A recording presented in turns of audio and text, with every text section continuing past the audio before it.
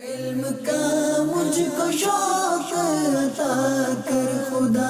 علم نافع ملے از پائے علماء، علم نافع ملے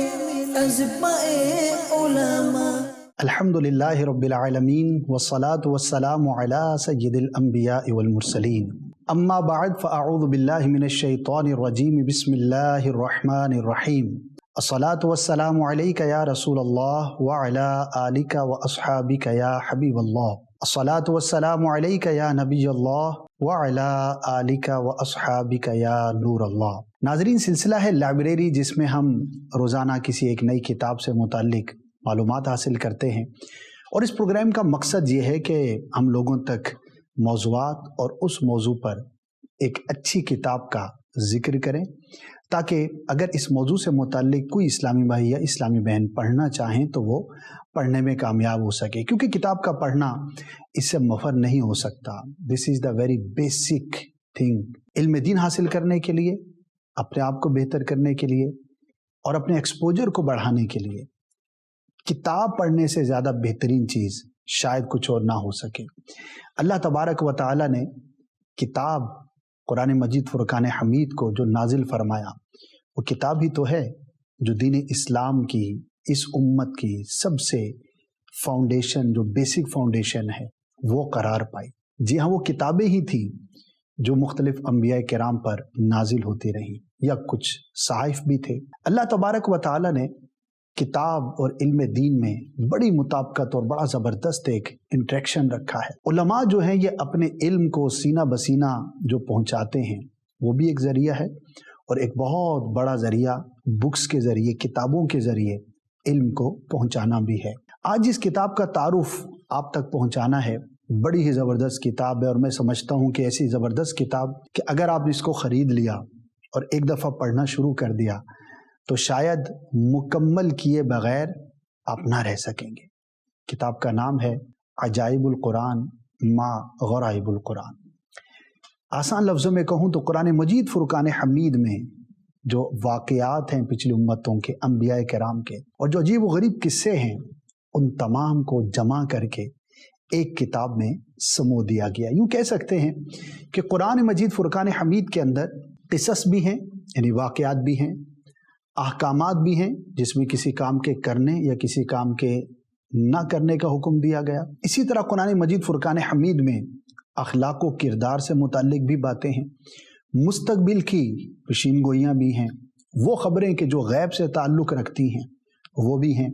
قیامت اور اس کے بعد کے حالات کے متعلق بھی آیتیں موجود ہیں۔ وہ کیا ہے جو قرآن میں نہیں؟ لیکن ان سب میں اگر ہم غور کریں تو ایک بڑا پورشن بنتا ہے جو مختلف انبیاء کرام کی سیرت سے متعلق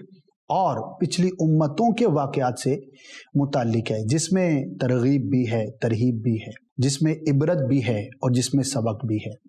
اس کتاب کے رائٹر بڑے زبردست محدث اور بڑے زبردست مفتی گزرے، حضرت عبد المصطفیٰ اعظمی رحمۃ اللہ تعالی علیہ، اور بڑی زبردست ان کی کتابیں بھی ہیں۔ سیرت مصطفیٰ بھی ان کی کتاب ہے، یہ بھی ان کی کتاب ہے، اور بھی کتابیں ہیں۔ ایک سے بڑھ کر ایک کتاب آپ نے تحریر فرمائی، اور چونکہ بڑے زبردست عالم تھے، تو جب کوئی بڑا عالم کسی ٹاپک پر لکھتا ہے تو اس کا لکھنا عام رائٹرز کے مقابلے میں بڑا جدا ہوتا ہے۔ ناظرین، قرآن مجید فرقان حمید میں اللہ پاک نے جن واقعات کو بیان فرمایا، ان کو اس کتاب میں جمع کیا گیا ہے۔ انسانی نفسیات ہیں کہ وہ قصے کو، حکایت کو، کہانی کو، اسٹوری کو بڑا لائک کرتا ہے۔ بچپن ہی سے آپ میں سے اکثر ہوں گے کہ جن کو کہانیاں پڑھنے کا بڑا شوق تھا، ماں باپ منع بھی کرتے ہوں گے، پھر بھی چھپ چھپا کے پڑھتے ہوں گے۔ ایون کہ دینی کتب کے اندر بھی کئی ایسے لوگ ہوں گے کہ جنہوں نے جب کتابیں پڑھنا شروع کیا تو کتاب میں جو حکایت تھی اس کو پڑھتے تھے، بزرگوں کے واقعات ہوتے تھے۔ امام غزالی کی کتابوں میں اور بزرگوں کی کتابوں میں واقعات سے مشتمل جو کتابیں ہوتی ہیں وہ بڑی انٹرسٹنگ ہوتی ہیں، اور اس پہ بڑی زبردست جو ہے وہ سبق آموز چیزیں ہوتی ہیں۔ پرانے زمانے میں، آج بھی کہیں ہوتا ہوگا، ایک ٹرینڈ تھا کہ بچے رات کو اپنے ماں باپ یا دادا دادی کے پاس جاتے اور کوئی ایک کہانی سنتے، اور وہ سنتے سنتے سو جایا کرتے تھے۔ ایک بہت بڑی تربیت کا یہ طریقہ کار ہوا کرتا تھا۔ انفارچونیٹلی اب یہ مسنگ ایلیمنٹ لگتا ہے اب وہ انٹریکشن ماں باپ کے ساتھ بچوں کا نہ رہا جو پہلے ہوا کرتا تھا. اب بچے انڈیپینڈنٹ ہو گئے, ماں باپ اپنی مصروفیت میں مصروف ہو گئے, لیکن وہ سٹوری ٹیلنگ اور اس کا جو امپیکٹ تھا کئی دہائیوں تک, نسل در نسل,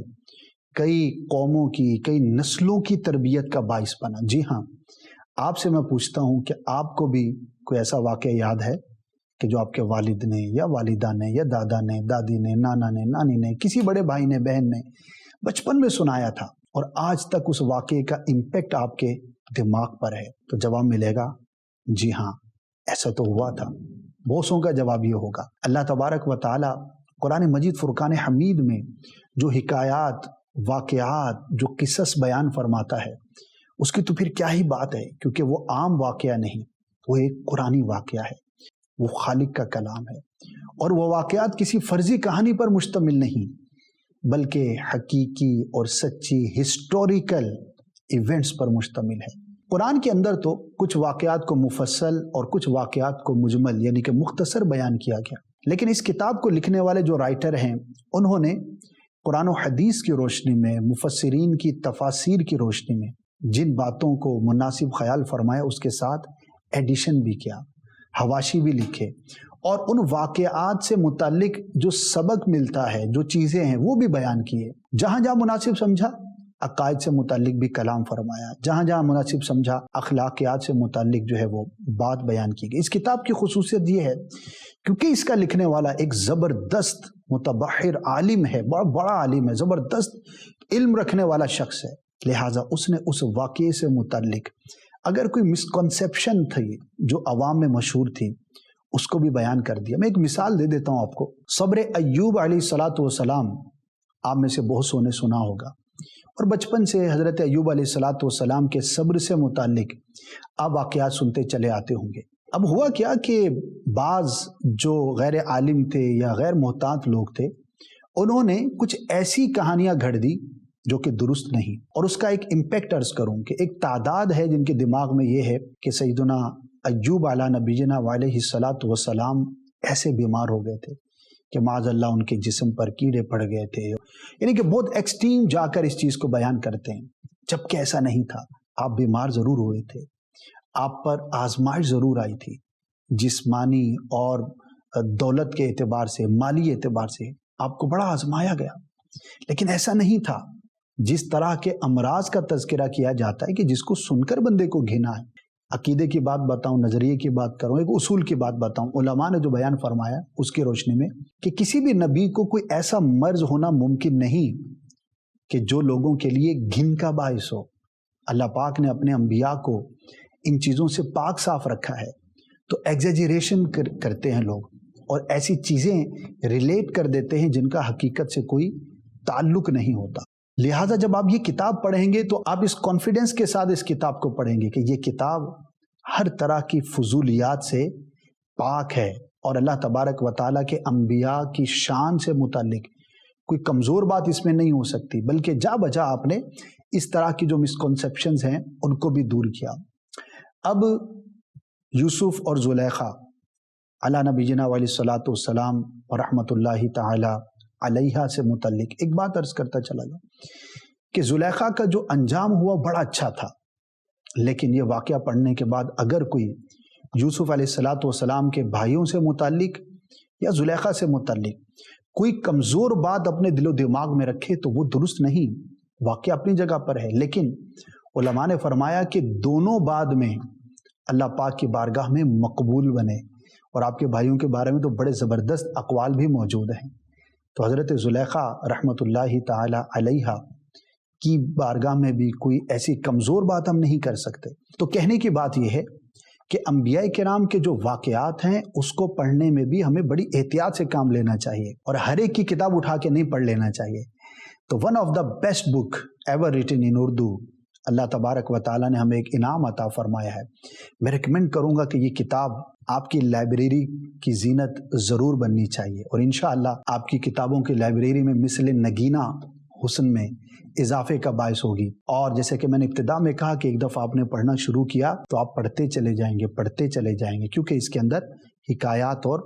واقعات ہیں۔ یہ کتاب چونکہ مکتبۃ المدینہ پر موجود ہے اور مکتبۃ المدینہ نے اس کو پبلش کیا ہے،